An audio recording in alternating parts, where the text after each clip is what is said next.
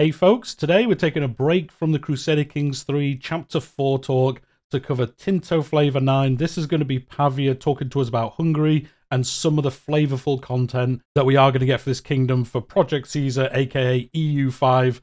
And as always, it's going to start here with just the text introduction that you get. If you select these on the map at the beginning, you'll get this little introduction telling you a bit of the history and where Hungary are at the time when we begin. And then the second part, similar to all of these that we've seen, is going to be like the graphical version of that as well. You're going to see the ruler, the flag, it is a monarchy, what tier it is in the world at the moment, and the stats for the ruler as well. So that's currently who is in charge. As always, this is work in progress. The graphics will look different before we get to play this game. The next image is obviously just going to be the Kingdom of Hungary and how it looks on the map. Look at a bit of a wide boy there, covering the eastern side of Europe. And as we'll see in the next screen, it is allied with Poland, and you will have a personal union with Croatia. Pavia does point out here, when you start the game, Hungary will be embargoing Austria. It just isn't shown on the screen at the moment, but that will be the case when the game comes out. Hungary also has a few interesting starting privileges. So again, as always, going to show us like the structural flavor first before we get to events and characters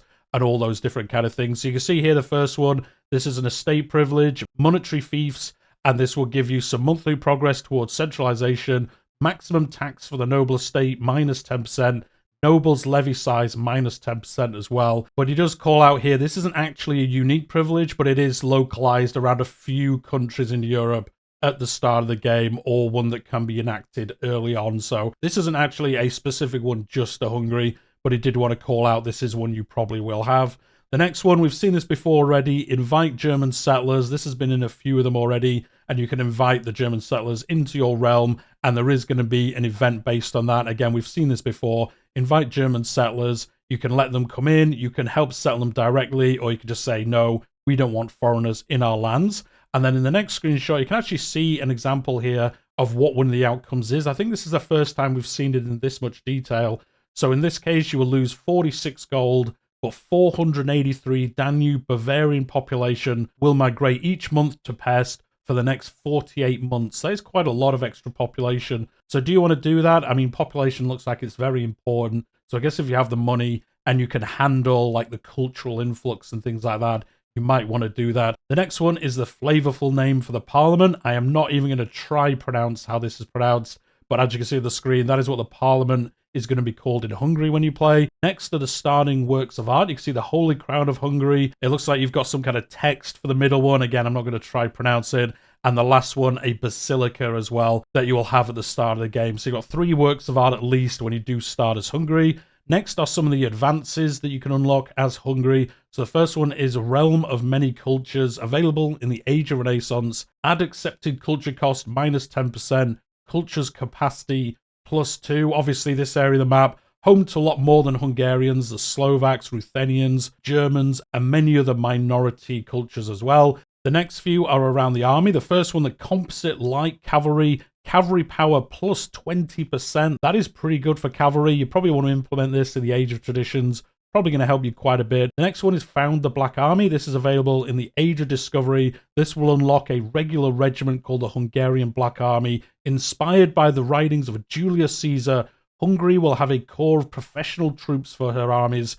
And you can see that in the next screenshot. We've seen a lot of these, and this is how the Hungarian Black Army will work. It requires firearm, weaponry, and leather, like most of them do. And then you can see the stats on the right-hand side, how they're actually going to act in battle, how good they're going to be, all that good stuff. So, you know, you're probably going to be building a fair few of these if you are playing as Hungary. The next advance is Bulwark of Christianity. This is available in the Age of Reformation. 10% more manpower. The next one is the Hungarian Hussars. This is also Age of Reformation, and this will unlock the Hungarian Hussars regular regiment, and you can see that again on the next screenshot, similar to the one before. Leather, cloth, horses, weaponry, and then you can have these as some pretty good Hussar cavalry units. Definitely going to be building some of these as well if you are Hungary. Next, we're going to see linking into some of the earlier ones available in the Age of Reformation. Monthly religious influence 0.10, tolerance of the true faith +1. Similar things we've seen in EU4, you know, the tolerance and like tolerance of heathens and all that kind of thing. And that is going to be coming back in EU5. The next one is Hungarian Reformation. Obviously, Age of Reformation for this. Cost of church power actions minus 20%. What are church power actions? Pavia does point out that will be covered in the upcoming Tinto talks when they talk about Catholicism. So we'll find out more information about that. And then tolerance to the true faith, +1. Again, we've seen that before in previous games. Next one is realm of many religions, tolerance of heretical beliefs, +1. Tolerance of heathen beliefs, +1. Although they are very much in Christianity, they are also kind of tolerating some other beliefs as well. And again, this is going to be talked about in the upcoming Catholicism and Protestantism Tinto talk, which, if we look at the dev diary from Wednesday, I believe they're going to start in about a month or so. So we will find more information about how these systems are going to work in EU5, but it looks like at least Hungary is going to lean into them quite a bit, which is pretty cool. And that is the end of the structural flavor for Hungary. Nothing too crazy. We've seen these similar kind of things with all the previous ones. Next, we're going to cover the story and narrative content and characters and all that kind of stuff. So the first thing, as soon as you start the game, you'll get this event, the absolute rule of the king, and you have to decide whether you want to agree that he should be like an absolute monarch or whether the power of the king should be shared. If you choose the top one, you will gain absolute rule for this character forever, and the nobility will not like you too much, minus 10% state satisfaction. This will give you the modifier that was just discussed there. Cabinet seats +1, admin efficiency +10%. So you might want to implement this. If you choose the other option, the power of the king must be shared. Nobility gain 10% state satisfaction, and then also, you're not getting absolute control either. The next event is something that might trigger on a dynamic date, so this isn't necessarily going to happen in 1337 that you can see here. It looks like this can kind of move around a little bit. In the 14th century, Hungary and Poland maintained a complex and occasionally fractured relationship. The Congress of Visegrad in 1335 aimed to solidify diplomatic ties between the two nations, and there was some succession dynastic stuff that went on here. So it's time to solidify this agreement, or we should drop this matter. If you choose the top one, this is really cool. We will make a proposal to Poland causing the following effects if they accept.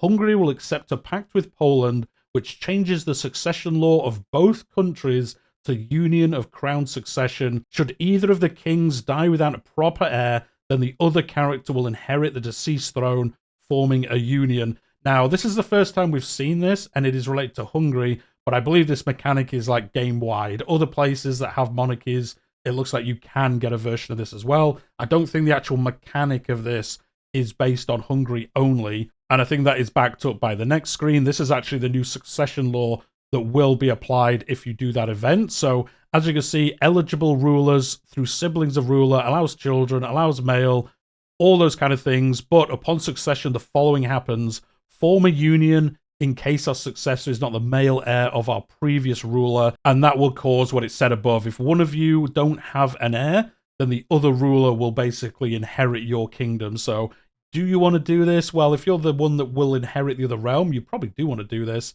I'm sure there's going to be some areas of the game where you get forced into something that works kind of like this. But then leading on from this, you will get a follow-up event that could happen, which will unlock a unique diplomatic relation that we just talked about. So our state rejoices in Poland's acceptance of the Second Congress of Visegrad, further strengthening the historic ties between our two nations. We create the Union of Crowns Pact with Poland. We gain 50 opinion of Poland, and Poland gains 50 of Hungary. And you can see the relation type in the next screenshot. Both countries can be called into each other's defense. You can't declare war against the two people, so really just like an ally there. While the treaty is active, you gain 15 opinion of each other. That kind of makes sense. Your succession law will change to Union of Crown Succession, which we saw earlier. You'll also gain 5 trust of country. I think that's the first time we've seen trust mentioned. A mechanic coming back from EU4. We gain Union of Crowns Pacts forever. And then again, as we've seen above, how that works, where you can inherit everything from the other realm. It doesn't necessarily mean, though, that both will unite. If both have an heir, which is actually what historically happened in this situation, nothing will kind of happen. Obviously, the realms will stay separate and they'll carry on going under those new rulers and things like that. And you can see on the screenshot here a version of that happening. Consort Regency had a child, so, this probably isn't going to happen. I guess unless the child dies before they come of age. And then I suppose the new kind of rules do stay in effect until you have another child, but that is what would happen. And then following on from that, another event you can get, the Gold of Hungary. The newly crowned king finds our realm at a crossroads. His predecessor upheld a ban on gold and silver exports, reserving access to these precious metals for a select few, and this event can allow you to change that. So the ban no more or renew the ban instead. If you do the ban no more, you will enact an unlimited export policy in precious metal distribution law, and they're going to show that off in a second. You can change societal values by +10 towards free trade from mercantilism. You might want to do that. You might not want to do that. And then nobility and burghers, they like you that 10% more satisfaction. So they're going to obviously be a little bit easier to control if you do this. And then, as I said, the policy here is monthly progress towards free trade, 0.02. Trade advantage, 10%. That's a pretty decent amount. Gold and silver output +5%. But income from minting -33%. So you are losing some income from minting, but you can increase your output and then trade that elsewhere. So you're kind of deciding, do you want to do that? Do you not? Would you rather stay more isolationist, keep these things for yourself, or do you want to start making some money exporting it and make up your decision if you want to do that or not? But if you do renew the ban, as you can see here, you'll gain some gold. Your societal value will move towards mercantilism, and then the nobles and the burghers, they will dislike you 10%. So pretty much just the opposite of the top one. And obviously you will get some money from that. Maybe you need that money, so that's why you would choose the other option. The next event is the Order of St. George. This was established in 1326. The Order of St. George stands as one of Europe's earliest secular chivalric orders, epitomizing the ideals of medieval knighthood. And the order can be expanded, and if you do that, you gain 15 prestige. You unlock the Order of Chivalry Law. You enact the Order of St. George policy in the Order of Chivalry Law. Now, I think the Order of Chivalry Law, I'm going to say that like 10 times, I guess.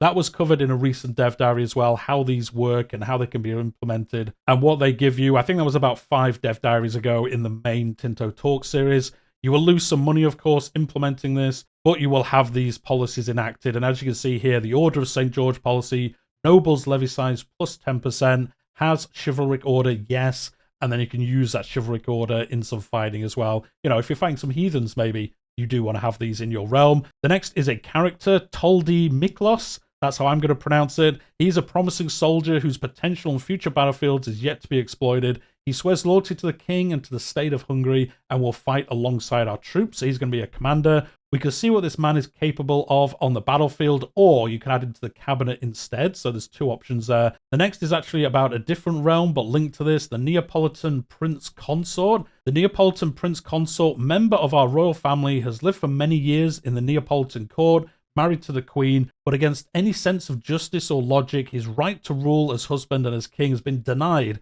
and he holds no power over the matters of the state. He kindly asks us to intercede in his name in front of the Pope and reclaim his rights as King of Naples. Do you want to get involved with this? Maybe you don't want to. We will not meddle in the matters of Naples, or let's go to the Pope and discuss what's going to happen here. So again, which one do you want to do there? And with that, that is the end of the Hungary Dev Diary. Let me know what you think in the comments down below as always. Some interesting stuff here, especially around the trade and the special units. And yes, if you play here, you're like the bulwark of Christianity on the eastern side of Europe and what you can get up to with all those events and things like that. Next week, Pavia's going to be talking about the Kingdom of Scotland. We're going to get some Darien scheme events, I'm sure, and some interesting interactions with England. I would think maybe a larger dev diary next week. We'll see, though. They do follow a similar kind of layout each week, so we're kind of getting used to that and in the role of it. But anyway, let me know what you think in the comments down below. Hit that like button if you've enjoyed it. Subscribe if you're new here. I'm covering the EU5 up to official announcement, launch and beyond.